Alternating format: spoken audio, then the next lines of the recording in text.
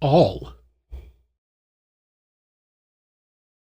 Hello, and welcome back to my channel. Today I'm taking you on a little hike of Etiwanda Falls Trail. You won't see the falls because that's further up than I go. This trail is more well maintained than the last trail I was on, but there are way more people and there are trucks that drive up on the trail kicking up dust. It was a nice view, but not the best experience overall. These hikes are part of my routine to get in better shape before we move to the Netherlands.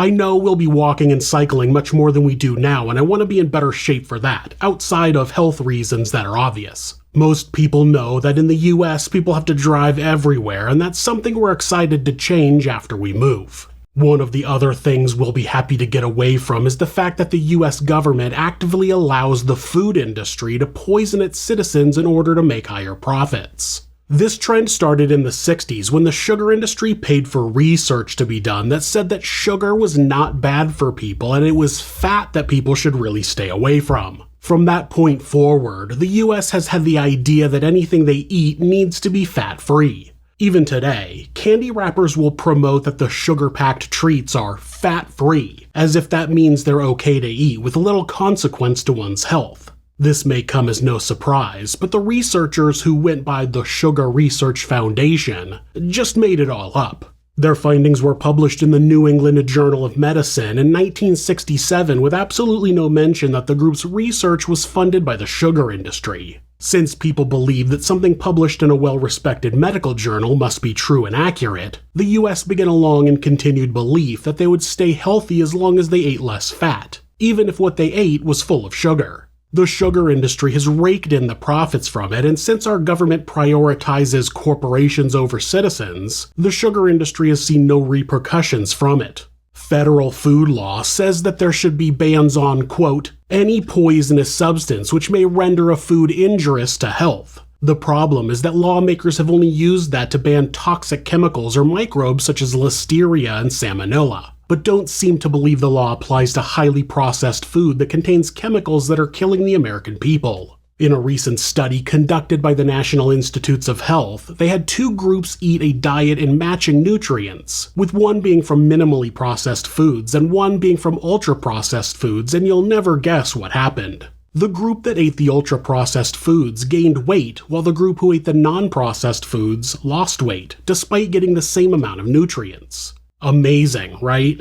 It's because the people who ate the processed foods had to eat 500 more calories a day in order to get the same amount of nutrients as the other group. Foods that are heavily processed contain far less nutrients than natural foods. Shouldn't be a complete shock, but when your own government allows the ultra-processed food to be served to you with no concern, eventually the citizens are going to accept that it's perfectly safe.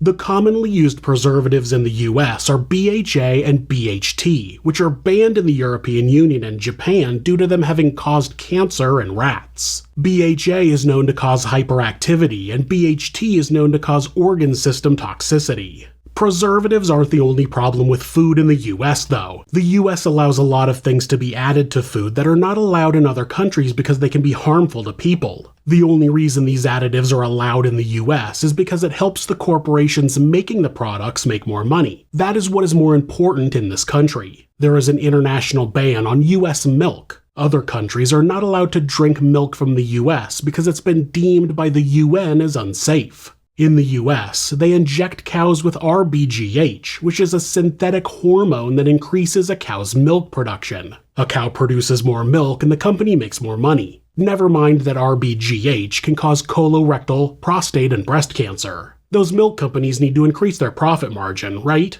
Our bread is banned in many other countries because it contains potassium bromate. Supposedly, it's added to the bread dough to make the dough more elastic and make it hang on hooks more easily. In order for bread makers to enjoy that little convenience, they're willing to use an additive that can cause kidney and nervous system damage, thyroid problems, gastrointestinal discomfort, and cancer. But what else are they supposed to do? They need to be able to hang that dough. On top of the fact that our bread contains potassium bromate, it also is packed with sugar, and most foreigners who eat bread here refer to it as cake instead of bread. Chicken in the US is fed arsenic-laced feed because it makes them grow faster and makes the meat appear pinker. When chickens grow faster, the company can sell more and they make more profit. It's no problem that the chickens are literally laced with poison. Not only is it a poison that kills humans, mild exposure causes a whole host of health problems along with higher chance of miscarriages, stillbirths, and birth defects.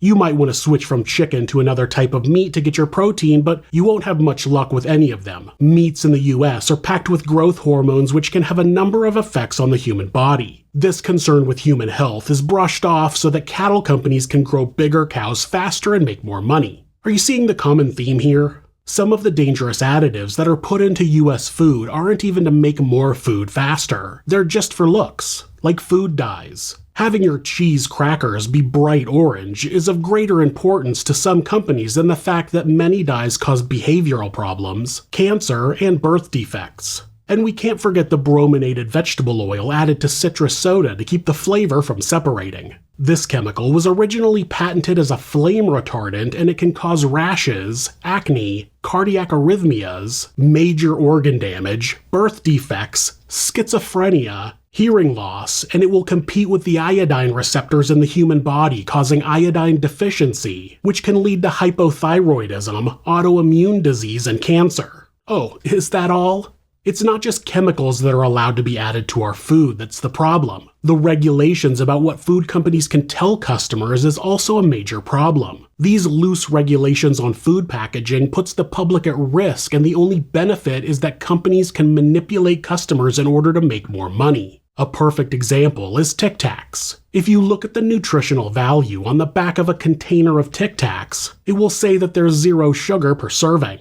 Technically, it says 0 carbs, which are normally broken down further into fiber and sugar, but since there is 0, they don't expand that category. The problem with that is that a Tic Tac is almost entirely sugar. You can look at the ingredients and see that the first ingredient is sugar. So how can they say that a little pill that's mostly sugar contains no sugar? That's because the rules for nutritional information that's required on food packaging says that any amount of sugar that's 0.5 grams or less per serving can be listed as 0. Since a serving of Tic Tacs is a single Tic Tac, which is 0.5 grams, even though it's almost entirely sugar, they can say there's 0. Now, I don't know that there are many people in the US who are eating a ton of Tic Tacs because they think there's no sugar in them, but it's a sign of a bigger problem with food packaging in the US. That's the fact that we can't trust what the food label says. There are a lot of little loopholes that allow food companies to advertise their food as natural, low-fat, or fruit-flavored. These are all non-truths that are allowed to be put on packaging to make the customer believe they're getting something they aren't. If the package says multigrain, it just means that it contains more than one type of grain. It doesn't mean it's any better for you. If it says natural, it just means that at some point the product started as a natural source, such as an apple. What the final product is can be filled with added sugars, dyes, and preservatives. Organic is a big one these days, with it only meaning that the ingredients in the product didn't use any man-made chemical pesticides. They still use natural pesticides, which are less regulated and their effects are far less known.